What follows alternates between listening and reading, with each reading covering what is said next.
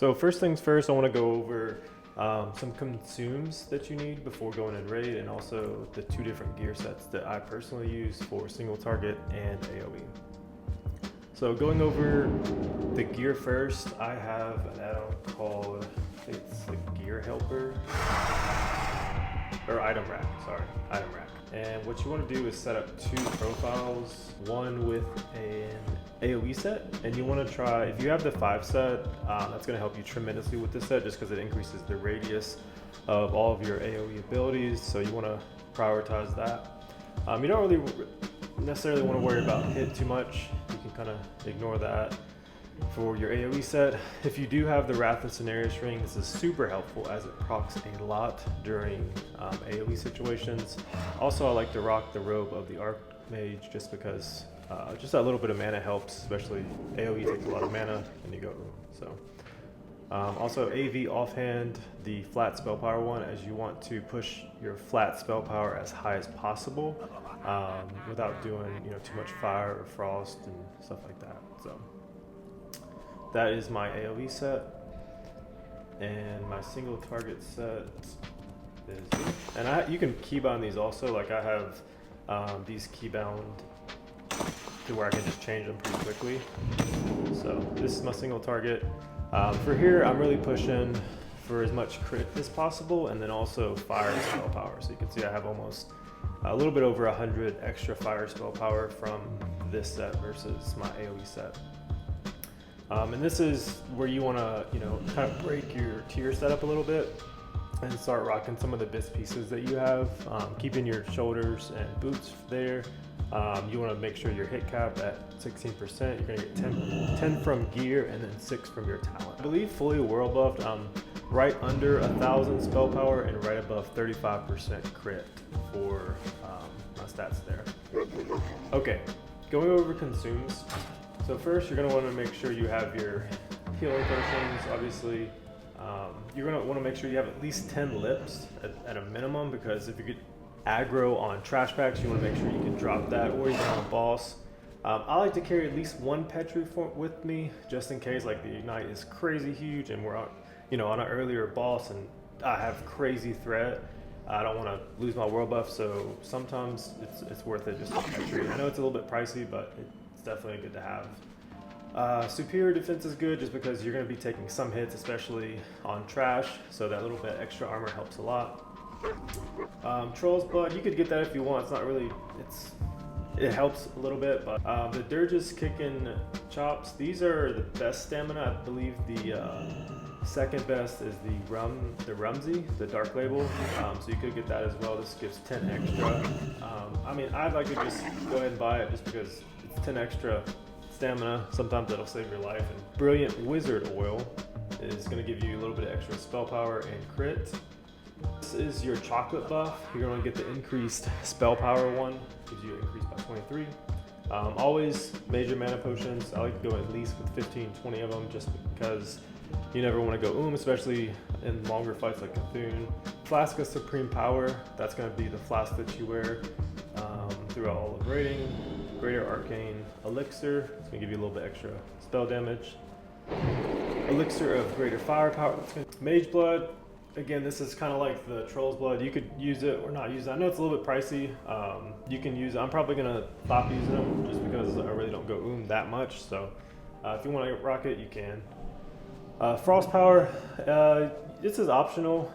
It wasn't as big as last phase because we're fire mainly, but it does help with, you're doing Cone of Colds a lot. It helps with a little bit extra DPS on trash. And then your Elixir of Fortitude, that's going to be that gives you your little bit extra health. So going over the protection potions you need, I like to go in with 5 Greater Arcane Protection Potions. There is a couple bosses that you need this for, just specifically the first one, and I'll go over that later. I like to bring at least 5 of these, the Greater Fire Protections. I like to bring 10 of these. There's a couple bosses where you need to pop these and pre-pop these. For the Greater Shadow Protection, there are a few trash packs where you need to pop these, and we'll discuss that later, but bring 5 of these. So going into the first pack, you're gonna have these Anubisath ads, and you can pause the video here if you want to read that and go over that.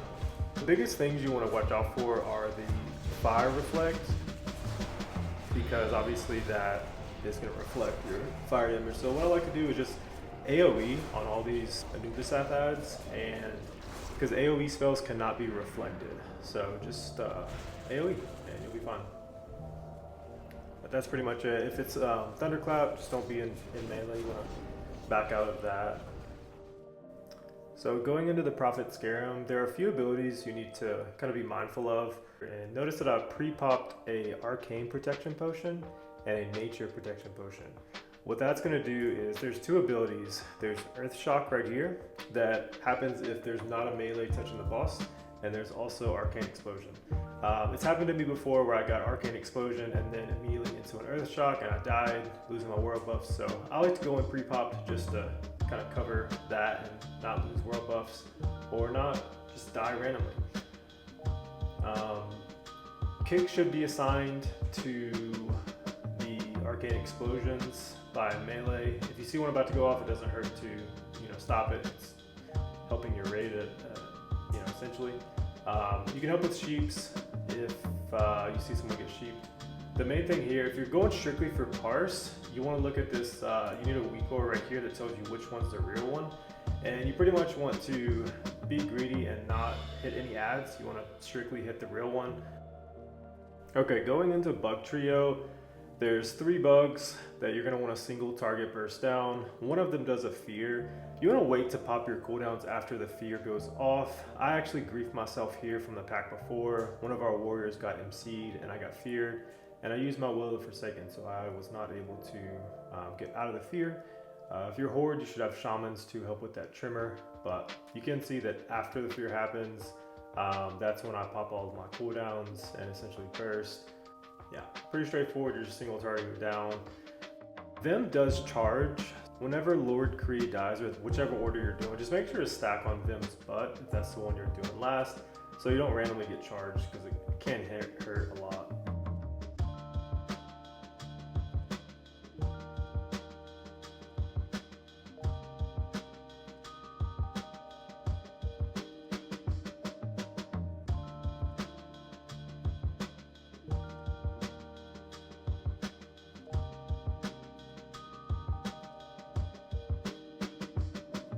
Going into the Guardian trash packs, so these bugs are going to do a knockback every time they die. So you want to single target these down, that way they're all not knocking back at the same time. It's pretty straightforward, just single target the one with the skull on it or whatever your kill order is, and make sure you're not griefing your melee. You can AoE if you want to, I just prefer to do single target on the kill order. Next, we're going into the warrior trash packs. These are the ones that are going to have ads that come out. You want to make sure you're not dying here, because this could be very dangerous. You want to make sure that you have a lip if you get aggro. You're pretty much just AoEing them down, kiting them around the room, and just blasting them down. So next we have Battle Guard Sartura. This is a boss with 3 ads that need to be DPS down. One ability to be careful of is the Whirlwind. They all do it. So if you get aggro or if they come near you, just make sure you pop a lip, because it can save your life. There are 2 different ways to do this boss. One is if you're going strictly for parse. The other is if you're going more for progression. If you're going for a parse, you want to strictly hit the boss. You want to do your normal rotation of 5 stacks of Scorch and then blast some ignites with Fireball. If you're going for prog, you're pretty much going to help DPS the ads down, then focus on the boss after that. The melee have a kind of hard time just because the Whirlwind is so close to them all the time, but the biggest thing is just don't kill yourself with the Whirlwind. If you get aggro, pop a lip. Next up we have the Bug Hallway. This is pretty much a hallway where you're just going to press W the whole time. There's a few different methods to do it. One is you have speed boots on and everyone just goes to the end as fast as they can. AoE everything down. We're doing more of a safer approach here, I guess you could say. We're just kind of, everyone's pressing their W, walking through it, and we're just kind of AoEing stuff down as it comes up. You do want to let your melee take a bunch of the hits here as your warriors and whatnot, because you don't want to die in this hallway. It's terrible because these adds do respawn very quickly. So you just want to AoE when you see that the warriors have a bunch of threat and you're not going to die. And at the end of the hallway, help AoE everything down as well.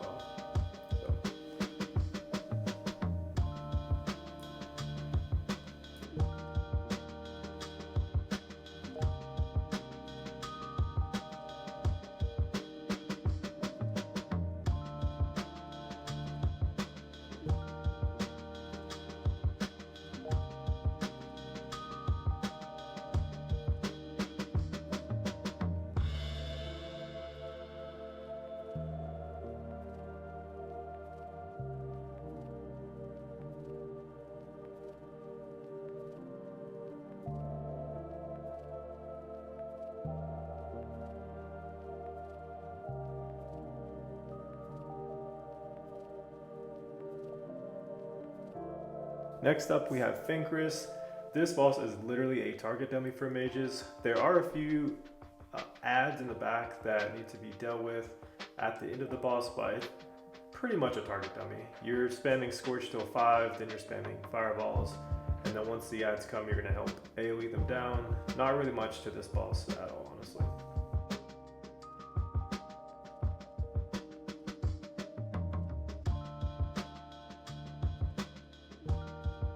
Next up we have Viscidus. There are a few abilities you need to be careful of.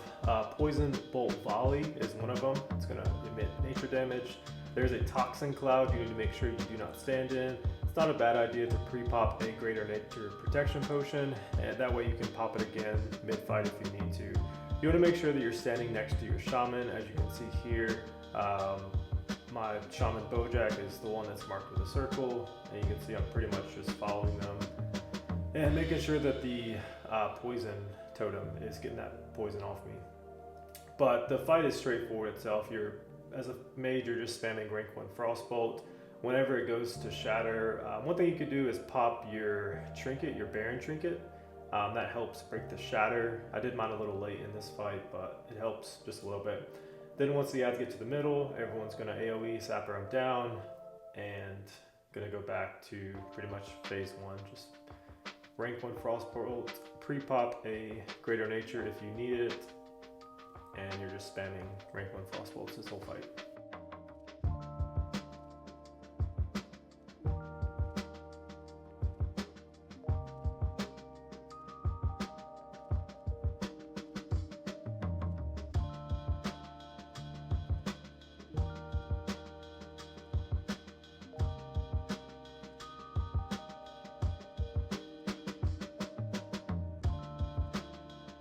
Next up we have the Stinger and Lasher packs. You want to make sure that you're staying away from these, and you want to make sure that you're single targeting down the Lashers and making sure you're killing the white bug first. The next boss we have is Princess Huhuran. The one thing they need to avoid here is the Noxus Poison. This is a poison that goes on a random ranged player, and it also spreads to those around you. So make sure that you're spread out away from your other casters as far as you can, because what it does, it'll do a silence. I think it's for 8 seconds, and it feels like it's an eternity. And if you're going for a parse, your parse is pretty much shot if you get it. So I think it's RNG who gets it, but I think the further you are away, the less of a chance you have to actually get it.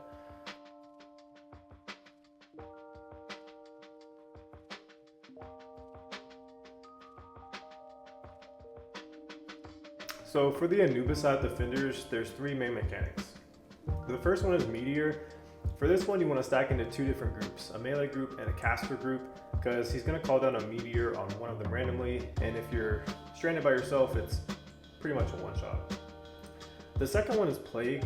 This one, you're going to want to make sure that you run out of the group, and you can see on the side that there's a couple people out of the group, they have Plague. You should have DBM or Bigwigs. That'll tell you if you have it or who has it, so you can make sure to avoid that person.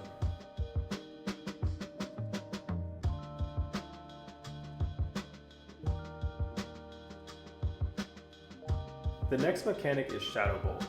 On this one, you're going to want to everyone stack on the Anubisath ad to make sure that you're not getting hit by the Shadow Bolt. it's not a bad idea to pre-pop a fire protection potion or a shadow protection potion, as this will help reduce some of the damage if you get hit by one of those.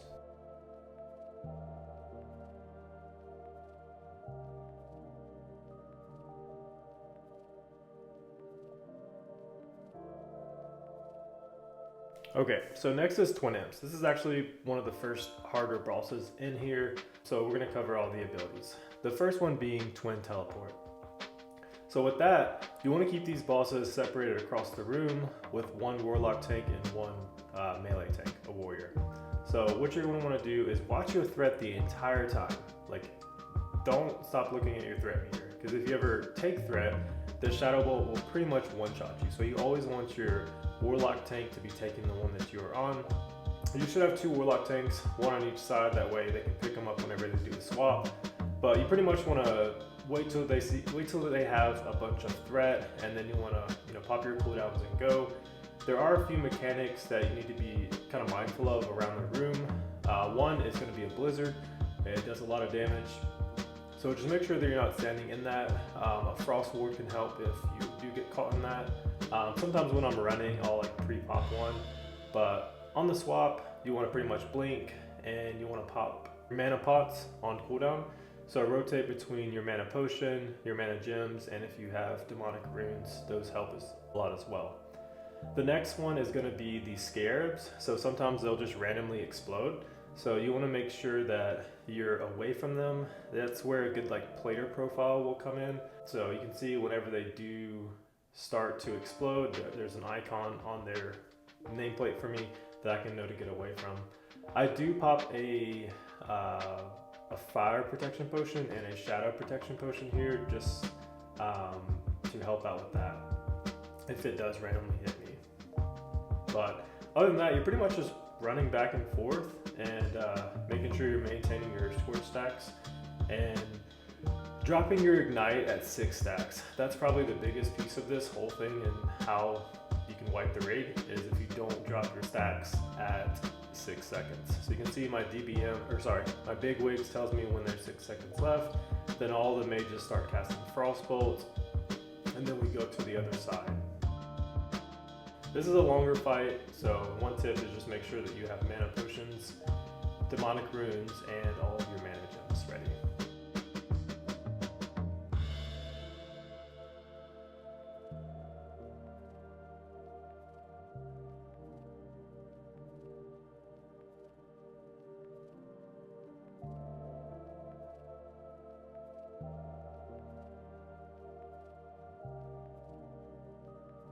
Okay, next up we have Ouro.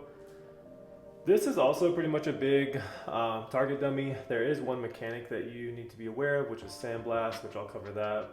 I normally do go far to the left just in case we get threat for whatever reason. We can kind of tank that over there, but it's not necessary. You can stand in the group. With Sandblast, that's pretty much going to do a AoE and stun if it's facing the group. So you're going to just make sure that the tank has that whenever Sandblast is up. It's pretty much a single target fight. There's not really much to this as Fire Mage. Just blast them, do no more rotation.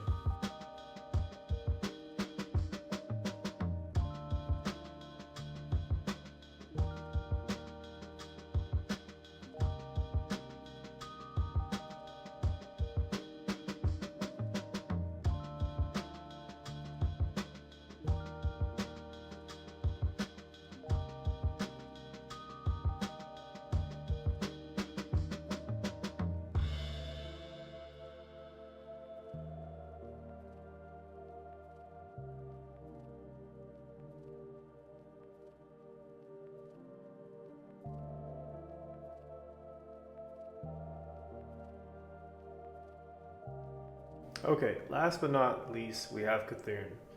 So Cthulhu, you're going to want to make sure that you are standing outside of the room here. You want to make sure that you wait until your main tank goes in first. Your raid leader should be calling this. You want to make sure that they are the one tanking the first couple of hits.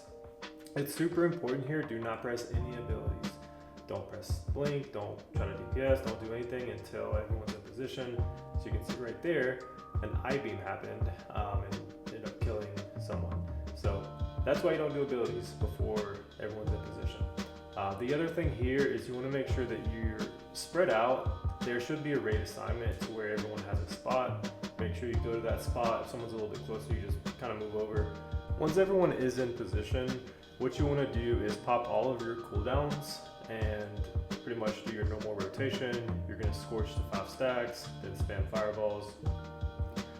One thing to keep in mind is there are going to be these eye tentacles that come up, and they're going to cast, I believe it's called eye beam, but you want to make sure that you're kicking these and scorching / fireballing these, the ones that are in your range. The next mechanic is dark glare, which as you can see, I just did right there, you can blink right through it. So you can pretty much just cheese that strat. You don't have to 360 around the room. Just blink it, make sure you're in the same spot. After you blink it, after it's gone away, or you start to see people start coming back, just make sure you go back to your initial spot.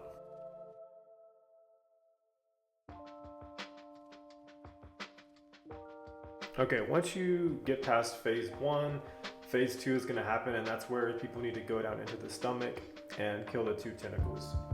So what you're going to want to do is everyone goes to the front of the room pretty much, and you're wanting to bait these large claw tentacles and pretty much nuke them down. They're not really too difficult, you just nuke them down like normal. The second thing is those eye tentacles are going to still spawn around the room. So what you want to do is, I like to play the back a little bit, just in case our warriors, don't get it or anything. But what you're going to want to do is make sure that you're killing those around the room. Normally you can kill 1 or 2 before you need to go back to the front.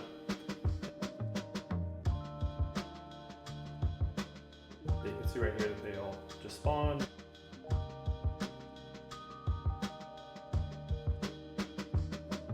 Then you're going to make your way back to the front. So the ability when you're actually in the stomach is digestive acid. Don't go above like 5 or 6 stacks on there. I don't have it in this clip, but you're pretty much gonna DPS a tentacle down with your coordination of your group, because you don't want them both to die at the same time. You want the last one to die when the group is ready, when the eye tentacles aren't up. So you're gonna want to DPS that down. There's a platform in there where you stand on it and they shoot you back up. So during this time, you want to make sure that you're maintaining your 5 scorches of stacks right before the phase change, and the phase change happens when the second tentacle dies. You can see my big wigs is tracking it right there. So you can see that we have 5 scorch stacks.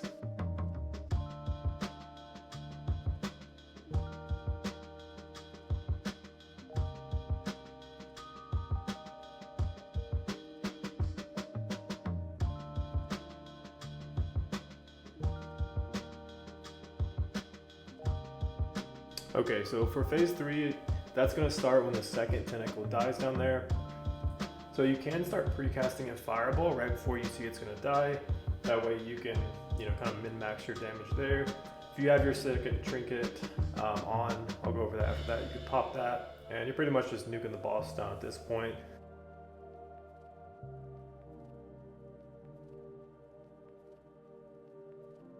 There is a trick that you can do with your trinkets, because there is a slight combat drop whenever you're doing this boss.